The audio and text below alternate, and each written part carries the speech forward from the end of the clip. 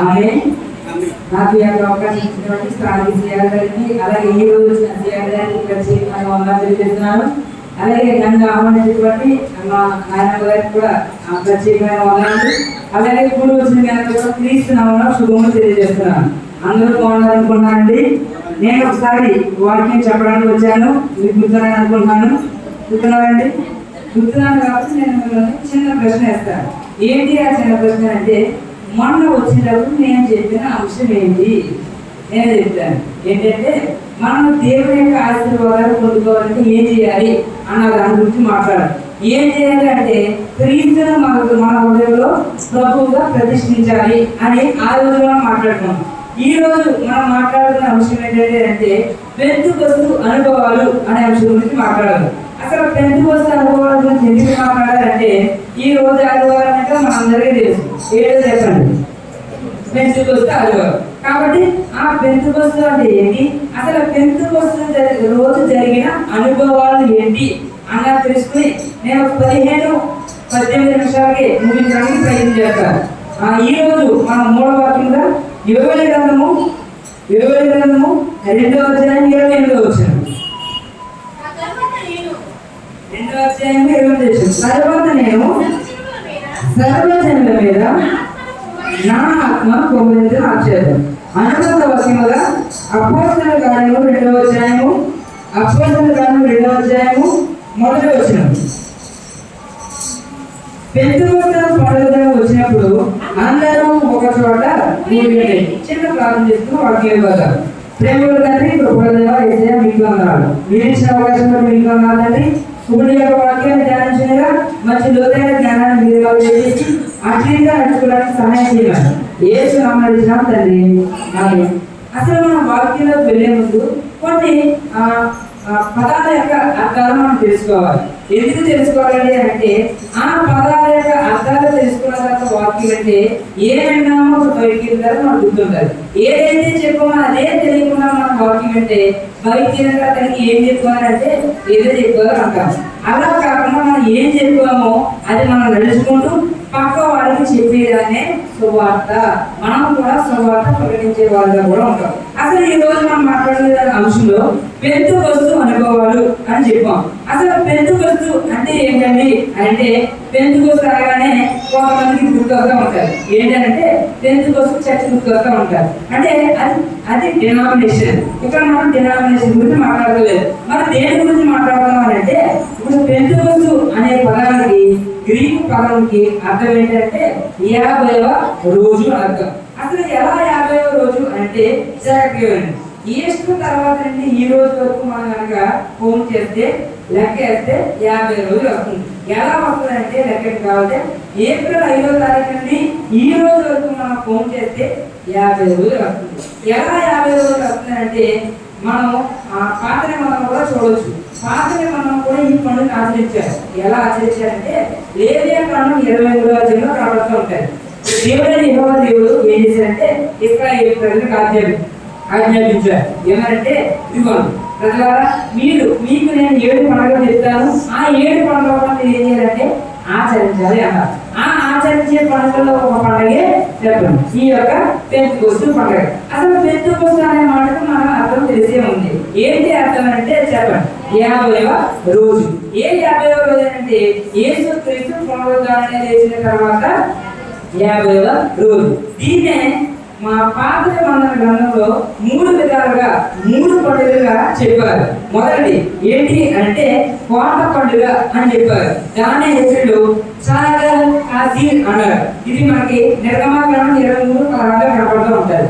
దీన్నే మళ్ళీ రెండవ పేరుతో ఏమని పిలిచారంటే వారముల పండుగ అన్నారు. ఎలా వారముల పండుగ అంటే 7 వారాలు ఏం చేయాలి, మీరు దేవుడిని ఆరాధించాలి. బాగా గమనించండి, 7 ఏళ్ళు అంటే 7 ఏళ్ళంతా 49 తర్వాత వచ్చే రోజే 50 రోజులు. అంటే వారముల పండుగ పెంతెకొస్తు పండుగకి సరిపోయింది. అంటే మొదటిది కోత పండుగ అన్నారు, 2 వారముల పండుగ అన్నారు. దీన్నే ఏప్రిల్లో షాబాత్ అన్నారు. తర్వాత 3వ పండుగ పేరే ప్రథమ ఫలముల పండుగ అన్నారు. దీన్ని విపురీం అన్నారు. ఇది కూడా మనకి పాత నిబంధనలో కనపడతారు. అంటే పెంతెకొస్తు పండుగ అనేది కొత్త నిబంధనలోనే కాదు, ఉంది. ఇప్పుడు మనం మాట్లాడేది ఏంటంటే కొత్త నిబంధనలో పెంతెకొస్తు పండుగలో జరిగిన కొన్ని అనుభవాలు మనం ఈ రోజు నేర్చుకోబోతున్నాం. ఆ అనుభవంలో భాగంగానే నేను మూడు అనుభవాలు మీ గురించి ముగించడానికి ప్రయత్నం చేస్తాను. అందులో మొదటి అనుభవం ఆశ్చర్యం. చెప్పండి, ఆశ్చర్యం. ఇప్పుడు దాకా మనం చెప్పింది ఏంటంటే తెలుసుకున్నాం. పాత నిబంధనలో ఉంది, కొత్త నిబంధనలో ఉంది. కొత్త నిబంధనలో ఉన్న అనుభవాలనే ఇప్పుడు మనం నేర్చుకోబోతున్నాం. అసలు ఇంకో విషయం ఇక్కడ చెప్పి నేను ముందుకు తీసుకెళ్తాను. పాత నిబంధనలో అసలు ఆ రోజు ఏం చేసేవారంటే జనాలందరూ అనుకుని ఒక దగ్గర కూర్చుని ఆ రోజు పని ఏం చేయకూడదు. తెలుసుకొచ్చిన ఏం చేయాలంటే ఓ దగ్గర కూర్చుని దేవుడికి ఇలా ఆరాధించారు. ఎలా ఆరాధించారంటే నిర్గమకాండము అలాగే ధర్మశాస్త్ర గ్రంథాలు ఉన్నాయి కదండి, ఆ గ్రంథాల్లోని కొన్ని ప్రతిమలను కొన్ని వాక్యాలు తీసుకుని దగ్గరగా చదివేవారు. ఇలా గ్రంథాల్లో కూర్చుంటే ఇలా ఒక వ్యక్తి ఒక యాజకులు నిలబడి అలా చెప్పేవారు. ఇంకా ఏం చెప్పేవారు అంటే హబక్కూకు గ్రంథం 3వ అధ్యాయము అలాగే యెహెజ్కేలు గ్రంథం 1వ అధ్యాయం కూడా వాళ్ళు చదువుకునేవారు. ఎప్పుడు అంటే పెంతెకొస్తు పండుగ నాడు. ఎప్పుడు ఏ కాలం అంటే పాత నిబంధన కాలంలో. కానీ కొత్త నిబంధన కాలంలో వచ్చినప్పటికి ఇప్పుడు మనం చూస్తున్నాం అదే మొదటి అనుభవం ఆశ్చర్యం. ఒకసారి అపోస్తలుల కార్యాలు 2వ అధ్యాయము, అపోస్తలుల కార్యాలు 2వ అధ్యాయము 7 నుండి 8 వచనాలు. అపోస్తలుల కార్యాలు 2వ అధ్యాయము.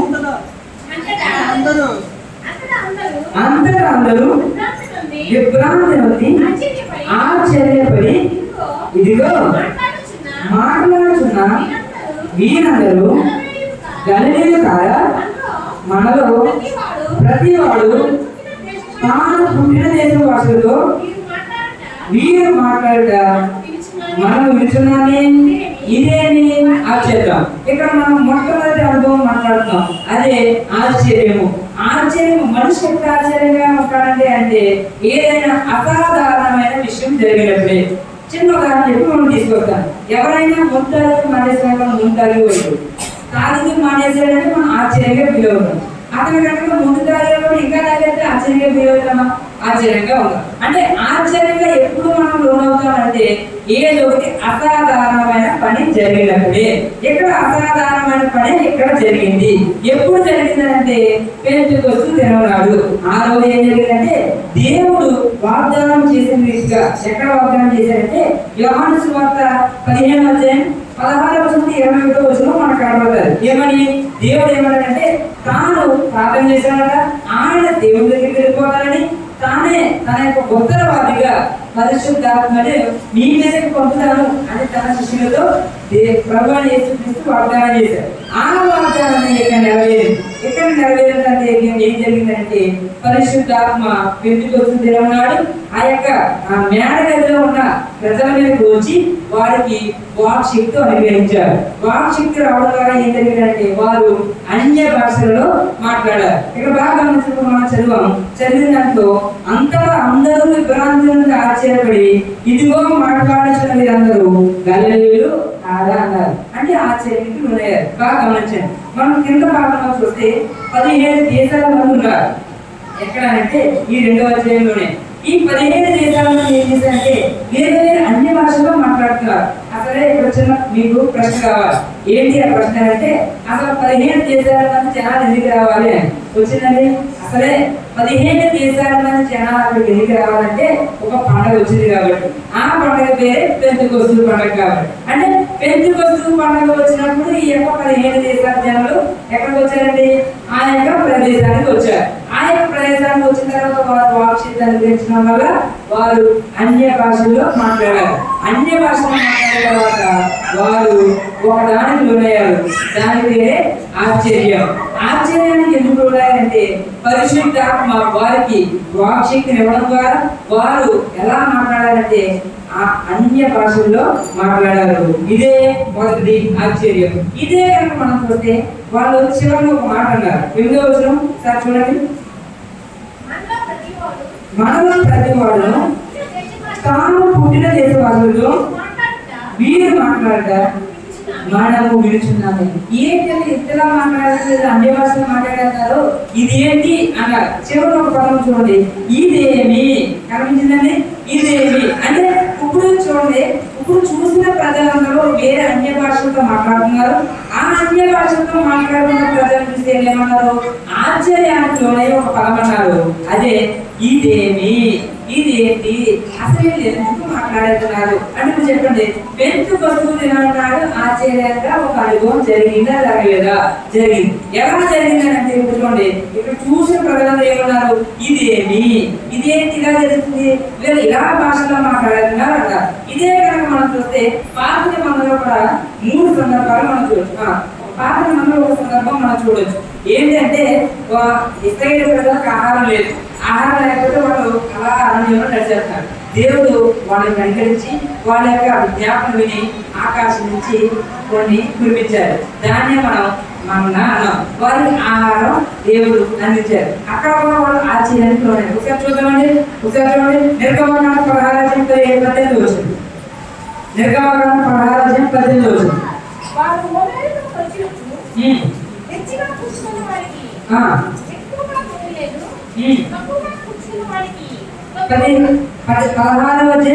వచ్చింది. ఇశ్రాయేలీయులు ఇదేమి గమనించండి పదం, ఇదేమి అంటే అక్కడ కూడా ఇశ్రాయేలు దేనికి లోనయ్యారు? ఆశ్చర్యానికి లోనయ్యారు. ఎందుకు ఆశ్చర్యానికి లోనయ్యారంటే దేవుడు ఒక ఆశ్చర్యకరమైన కార్యం చేశాడు. ఆ ఆశ్చర్యకరమైన కార్యమే ఆకాశం నుండి ఆహారాన్ని కురిపించడం. ఇప్పుడు చెప్పండి, ఇప్పుడు మనం అపోస్తుల కార్యంలో ఇదేమి అని ఆశ్చర్యాన్ని చూసాం. పాత నిబంధనలో ఇశ్రాయేలు కూడా ఇదేమి అన్నారు. ఇంకా కొత్త నిబంధనలో మార్కు సువార్త 6:22 యేసుక్రీస్తు బోధ విని ప్రజలందరం ఏమన్నారంటే ఇదేమి అని ఆశ్చర్యానికి లోనయ్యారు. ఇంకా ఏమయ్యారంటే యేసుక్రీస్తు యొక్క అద్భుతాలు చూసి వారు ఇదేమి అని ఆశ్చర్యానికి గురయ్యారు. ఇప్పుడు చెప్పండి, పరిశుద్ధాత్మ దేవుడు మనలో కూడా ఉండి తన యొక్క క్రియలు జరిగిస్తే చూస్తే ప్రజలందరూ కూడా మనం చూసి ఇదేమి, ఇదేంటి ఇలా అయిపోయాడు, ఇంతకుముందు అలా ఉండేవాడు కానీ ఇప్పుడు దేవుల్లో ఉన్నాడు అని చెప్పుకుంటారు. అలా అంటే ఆశ్చర్యం మనం కూడా ఇతరులు కలిగించే వారు ఉండాలంటే దేవుని యొక్క పరిశుద్ధాత్మ యొక్క శక్తి మనం పొందుకోవాలి. ఇదే మొదటిది చెప్పండి, ఆశ్చర్యము. ఇప్పుడు రెండోది చూద్దాం. రెండోది ఏంటంటే జ్ఞానము. ఈ జ్ఞానం గురించి మాట్లాడాలంటే అపోస్తలుల కార్యములు 2వ అధ్యాయము 14 నుండి 40 వచనాల వరకు ఇక్కడ అపోస్తలులైన పేతురు ఏం చేశాడంటే ప్రసంగం చేశారు. ఈయన ప్రసంగం చేసేటప్పుడు ఏం జరిగిందంటే మంచి జ్ఞానంతో ప్రసంగం చేశారు. ఇక్కడ మనం గమనించాల్సిన విషయం ఏంటంటే పేతురు అంత చదువుకున్న వ్యక్తి కాదు, అలాగే అంత ఉద్యోగం చేసే వ్యక్తి కాదు, అంత పండితుడు కాదు. కానీ ఒక వ్యక్తి, ఆయనే పామరుడు చేపలు పట్టేవాడు. ఇతను ఎలా దేవుని యొక్క జ్ఞానంతో వాక్యం చెప్పాడంటే పరిశుద్ధాత్మ యొక్క శక్తి ద్వారా దేవుడు ఆయనకు జ్ఞానాన్ని ఇచ్చాడు. ఎలా జ్ఞానాన్ని ఇచ్చారని చెప్తున్నారంటే ఆయన యొక్క ప్రసంగంలో 4 సార్లు పాత నిబంధన వాక్యాలు ఆయన కోట్ చేశారు. ఎలా కోట్ చేశారంటే ఒకసారి చూడండి. అపోస్తలుల కార్యములు 2వ అధ్యాయము 16వ వచనం. యోవేలు ప్రవక్త ద్వారా చెప్పబడిన సంగతి ఇదే, ఏమనగా అంత్యదినముల యందు నేను మనుషులందరి మీద నా ఆత్మను వరించెదను, మీ కుమారులను మీ కుమార్తెలను ప్రవచించెదను, మీ యవ్వనులకు దర్శనములు కలుగును, మృగములు కలలు కళ్ళు. ఇప్పుడు చెప్పండి, మనం చదువు యోవేలు గ్రంథం 22వ అధ్యాయం 25 నుంచి 32. అదే వచనం, సేమ్ పదాలు, సేమ్ వచనాలు ఇక్కడ అపోస్తలుల కార్యాలు 2వ అధ్యాయము 16వ వచనం నుండి 20వ వచనం వరకు మనకు కనపడతాయి. ఇప్పుడు చెప్పండి, పేతురుకి దేవుని జ్ఞానం ఇవ్వడం ద్వారా పేతురు తన యొక్క ప్రసంగంలో యోవేలు ప్రవక్త ద్వారా చెప్పిన వాక్యాలు, యోవేలు ప్రవక్త ద్వారా చెప్పిన ప్రవచన వాక్యాలు ఇక్కడ నెరవేర్చాడు. ఇంకా ఏం చేశాడు? ఇంకా మూడు సందర్భాలను అతను ఉపయోగించాడు. అది ఏంటంటే దావీదు రాసిన కీర్తనలో నుండి. అది కూడా ఒకసారి చూద్దాం. అపోస్తలుల కార్యములు 2వ అధ్యాయం 20 నుండి 28 వచనం చూడసారి. ఆయన గురించి దావీదు ఆశ్చర్యం. ఇప్పుడు చెప్పండి, అపోస్తలులైన పౌలు ఏమంటాడు? క్షమించండి, పేతురు ఏమన్నాడంటే ముందేమన్నాడు? యోవేలు చెప్పిన సంగతి నేను చెప్తున్నానని చెప్పాడు. ఇప్పుడు ఏమన్నాడు? దావీదు చెప్పిన సంగతి నేను చెప్తున్నాను మొదలెట్టాడు. ఏ వచనాలు, సేమ్ వచనాలు కీర్తన 16వ అధ్యాయంలోను, కీర్తన 132వ అధ్యాయంలోను, కీర్తన 110వ అధ్యాయంలో కూడా మనకి కనపడుతూ ఉంటాయి. టైం లేదు కాబట్టి నేను త్వరగా తీసుకెళ్తాను. అంటే చూడండి ఒకసారి, అంటే పేతురు మాటలు ఇప్పుడు బాగా గమనించండి. పేతురు 4 నాలుగు సందర్భాల్లో పాత వాళ్ళతో ఇక్కడ పోటీ చేశారు. అంటే యోగేల్ గారిని చెప్పాడు, దావీదు గారిని చెప్పాడు. అంటే చెప్పండి, ఇతనికి అంటే పేదరికి జ్ఞానము ఎక్కడి నుండి వచ్చింది చెప్పండి. దేవుడు తన యొక్క పరిశుద్ధాత్మ ద్వారా ఎవరికి? పేదరికి జ్ఞానాన్ని అనుగ్రహించారు. చెప్పండి, ఒకటి ఆశ్చర్యానికి గురయ్యారు, రెండు దేవుడు తన యొక్క పరిశుద్ధాత్మ ద్వారా పెరుగుతున్నాడు, ఏం చేశాడు? జ్ఞానాన్ని ఇచ్చాడు. ఆ జ్ఞానం ఎవరి ద్వారా మనం చూస్తాం ఈ రోజు అంటే చెప్పండి, ఎవరి ద్వారా అంటే పేదల ద్వారా మనము ఈ రోజు దేవుడు తన యొక్క జ్ఞానాన్ని తన యొక్క ప్రజలకు ఎలా ఇస్తాడో ఈ రోజు మనం చూస్తాం. ఎలా చూస్తామంటే మామూలైన వ్యక్తి ఇలా పాత వచ్చినాడు పోటీ చేసి చెప్పాలంటే చాలా కష్టం. ఎలా కష్టం అంటే మనమే చూసాం చాలా కష్టమైతే ఆయన పాత వచ్చిన ఏమని చెప్పాడు? యోగేలుగా చెప్పాడు, దావీదుగా చెప్పాడు. కాబట్టి పరిశుద్ధాత్మ దేవుడు ఏం చేశాడు? పేదరికి జ్ఞానాన్ని ఇచ్చాడు. ఇది రెండవ అనుభవం. చివరిగా మూడవ అనుభవం చెప్పి ముగిస్తాను. మూడవ అనుభవం ఏంటంటే రక్షణ కార్యము. మొదటి చెప్పండి, మొదటిది ఆశ్చర్యము, రెండు జ్ఞానము, మూడు రక్షణ కార్యము. అపోస్తుల కార్యంలో మనం చూస్తే ఈ యొక్క అపోస్తుల కార్యానికి మనం ఒక పేరు పెట్టవచ్చు. ఎలా అంటే ఇది ఒక పరిశుద్ధాత్మ కార్యాలు జరిగే ఒక ల్యాబ్. అంటే తెలుసు మీకు ల్యాబ్ అని తెలుగులో ఏమంటారు? ప్రయోగశాల. ఈ అపోస్తుల కార్యం అనేది ఒక ప్రయోగశాల లాంటిది. ఎలా ప్రయోగశాల అంటే మనం రెండు చూసాం. ఒకటి ఆశ్చర్యాలు ఉన్నాయి, రెండు జ్ఞానం దేవుడు ఇచ్చాడు. ఇప్పుడు చూద్దాం అది రక్షణ కార్యం. ఈ రక్షణ కార్యంలో ఏం చేశారంటే పేతురు తన యొక్క ప్రసంగం చేశాడు. తన ప్రసంగం దేవుడు ఇచ్చిన జ్ఞానంతో అతను ప్రసంగం చేశాడు. ప్రసంగం చేసి ఏం చేశాడంటే ఒక కార్యం చేశాడు, అదే రక్షణ కార్యం. ఆ రక్షణ కార్యంలో ఏం జరిగిందంటే ఎన్నడూ కేవలం ఇప్పుడు కూడా అలా జరగదేమోనండి, అలాంటి కార్యము దేవుడు ఆలో జరిపించాడు. ఏంటి ఆ కార్యం అంటే ఆ యొక్క ప్రసంగం విని చాలా మంది దేవుడికి లోబడి దగ్గర సుమారుగా 3000 మంది ఏం చేశారు? బాప్తిసం పొందారు. చెప్పండి, ఇది పరిశుద్ధాత్మ యొక్క పెంతెకొస్తు దినంలో జరిగిన అనుభవం కాదా? చెప్పండి, అనుభవం. అది పరిశుద్ధాత్మ దేవుడు ఏం చేశాడు? పెంతెకొస్తున్నాడు. తన యొక్క అనుభవాలను మనకు అక్షర రూపంలో మనకు చూపిస్తున్నాడు. ఆ అక్షర రూపంలో మనం మూడో చూస్తాం, అదే రక్షణ కార్యం. ఆ రక్షణ కార్యంలో 3000 మంది ఏం చేశారంటే బాప్తిసం పొందారు. బాప్తిసం పొంది ఊరుకోలేదు. ఆ బాప్తిసం పొంది 3 విధాలుగా విన్న వాక్యాన్ని వాళ్ళు తన హృదయంలో ఉంచుకున్నారు. మొదటిది హృదయంలో పొడవబడ్డారు. ఇప్పుడు చెప్పండి, దేవుని వాక్యం బాగా విన్న తర్వాత మన యొక్క హృదయం ఎలా ఉంటుందంటే పొడవబడ్డా ఉంటుంది. ఎలా పొడవబడుతుంది చెప్పండి. 37వ వచనం, 2వ అధ్యాయం 37వ వచనం. అపోస్తలుల కార్యము వారి మాటని హృదయంలో నొచ్చుకుని, చూడండి, హృదయంలో పొడవబడి అని కింద నోట్స్లో ఉందండి. పొడవబడి అంటే వాక్యం విని ఓన్లీ బాప్తిజం పొంది ఉండలేదు, వాళ్ళు హృదయంలో పొడవబడ్డారంటే వాళ్ళు చేసిన క్రియలు గుర్తు చేసుకుని నేను ఎంతలా పాపం చేశాను. పేతురు దేవుని యొక్క జ్ఞానంతో నాకు ఈ యొక్క దేవుని యొక్క వాక్యాన్ని బోధించాడు, కాబట్టి నేను దేవుని యొక్క రక్షణలోకి నేను వెళ్ళాను అని వాళ్ళు ఏమన్నారు? పొడవబడ్డారు. తర్వాత ఏం చేశారు? ఏమేమి చేయాలని అడిగారు. తర్వాత 37వ వచనంలోనే మేమేమో చేతమని పేరుని అపోస్తలులను అడగగా పేతురు వీరి మారు మనసు పొంది పాప క్షమాపణ నిమిత్తము ప్రతి వాడును యేసుక్రీస్తు నామమున బాప్తిసం పొంది అప్పుడు మీరు పరిశుద్ధాత్మ వరము పొందుదురు. ఇప్పుడు చెప్పండి, వాళ్ళు దేవుని మాట విన్న ప్రజలు ఏం చేశారంటే హృదయంలో పొడవబడ్డారు. రెండు, మేమేం చేయాలి అని అడిగారు. అది పేరు అన్నాడు, మీరు ఏమి పెద్ద పెద్ద పనులు ఏం చేయాల్సలేదు, ఒకటే చేయండి, మీరు దేవుడి దగ్గరికి వచ్చి పశ్చాత్తాపడండి.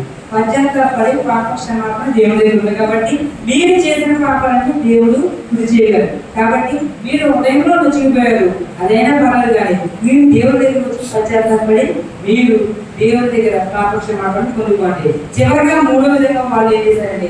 వాక్యాన్ని అంగీకరించారు. వాక్యాన్ని అంగీకరించారు కాబట్టి చెప్పండి 3000 మంది బాప్తిసము పొందారు. ఇప్పుడు చెప్పండి, ఇప్పుడు మనం మాట్లాడుతున్న అంశం పెంతెకొస్తు అనుభవాలు. ఈ 3 అనుభవాలు మనకు ఎవరి గొప్పతనం కనపడిందంటే దేవుని యొక్క గొప్పతనం కనపడింది. దేవుడు తన యొక్క ఆదరణకర్తను మన మధ్యకి పంపించాడు. ఆ పంపించిన ఆదరణకర్తే పరిశుద్ధాత్మ దేవుడు. ఆ పరిశుద్ధాత్మ దేవుడు మనం జ్ఞాపకం చేసుకునే ఈ యొక్క పెంతెకొస్తు అనుభవాలను జరుపుకుంటూ ఉంటాం. ఈ రోజు జరిగిన అనుభవాలు 3 అనుభవాలు మాట్లాడడం. మొదటిది చెప్పండి, ఆశ్చర్యం. 2 జ్ఞానము. 3 రక్షణ కార్యం.